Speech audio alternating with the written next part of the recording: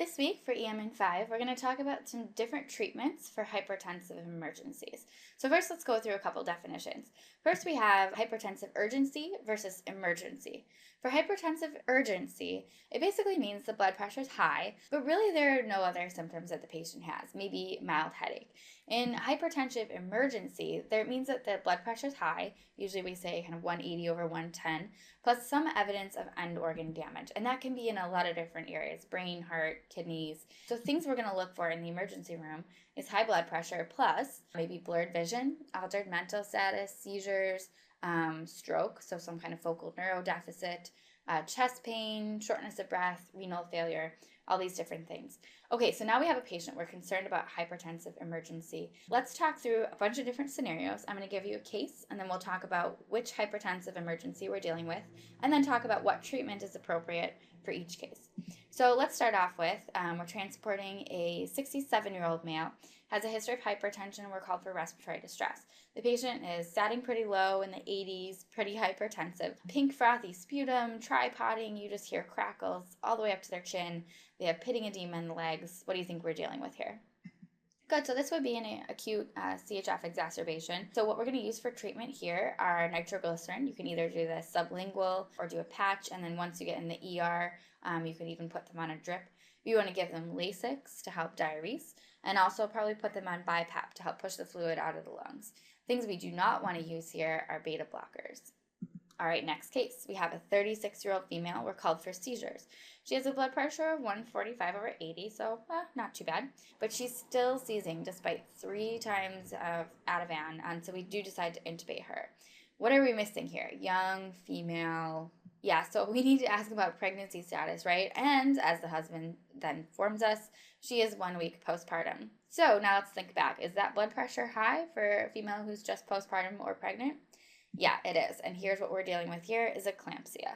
So in this case, our treatment is going to be magnesium. So you're going to give 6-gram load IV. You can also give labetalol, hydralazine, and nicardipine are all good options to help lower the blood pressure. And really, if the patient's still pregnant, the other big treatment is just to get her delivered. The medication to avoid here is going to be nitro. Okay, next case, we have a 78-year-old female. She has crushing chest pain for the last 30 minutes. She's pretty hypertensive. We do an EKG in the field, and it reads STEMI. So she's coming into your ER. What are you going to do? First off, we're concerned that this is ACS, right? She's having a heart attack. So our medications we're going to use here are going to be nitroglycerin. Again, we can give this sublingual. It's probably a good option. We should also treat her pain. So giving her morphine can help and bring that blood pressure down a little bit. And you can also consider giving a beta blocker. Things to avoid here are going to be hydralazine.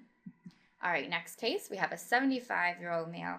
Now, this is a patient we're going to be evacuating to the nearest cardiothoracic surgery center because his chest x-ray looks like this. He's in a lot of pain, and his blood pressure is 140 over 90. So first off, what's going on here? Yeah, so this is an aortic dissection. Now, we talked about high blood pressure before. What do you think of this one, 140 over 90?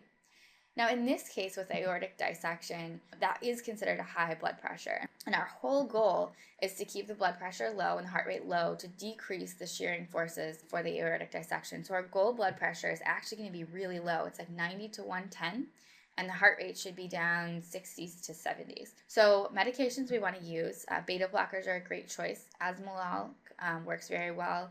You can use labetalol. If the blood pressure is still not coming down despite starting an asimolol drip, your next choice might be sodium nitroprusside. You do want to avoid hydralazine. The other thing to think about is pain control in these patients because that can do a lot to bring their blood pressure and heart rate down. All right, next we have a transfer to a stroke center. This is a 46-year-old female. She's intubated for a hemorrhagic stroke. Blood pressure is 180 over 110, heart rate of 75. So we already know what this is. It's a hemorrhagic stroke. Now, what is our goal blood pressure here? Here's the categories I always think about with a stroke. We have to differentiate which type of stroke we're dealing with in order to decide what our blood pressure goal should be.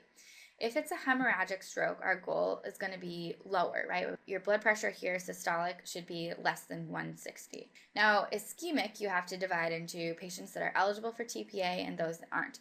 If they are eligible for TPA, your blood pressure goal should be less than 185. If they're ischemic stroke, but they're not going to be getting TPA, we really want to do our best to increase the blood flow to the brain. So you're going to allow permissive hypertension up to 220. So in our hemorrhagic stroke patient, remember our goal is less than 160. We're going to be giving labetalol, and this is a good option, or also starting a nicardipine drip. You do want to avoid hydralazine in this situation. All right, so here's just a quick chart that shows a brief overview of all the different medications we talked about and things to avoid along with their dosing. Here's the references, and thanks for joining us this week on EMN5.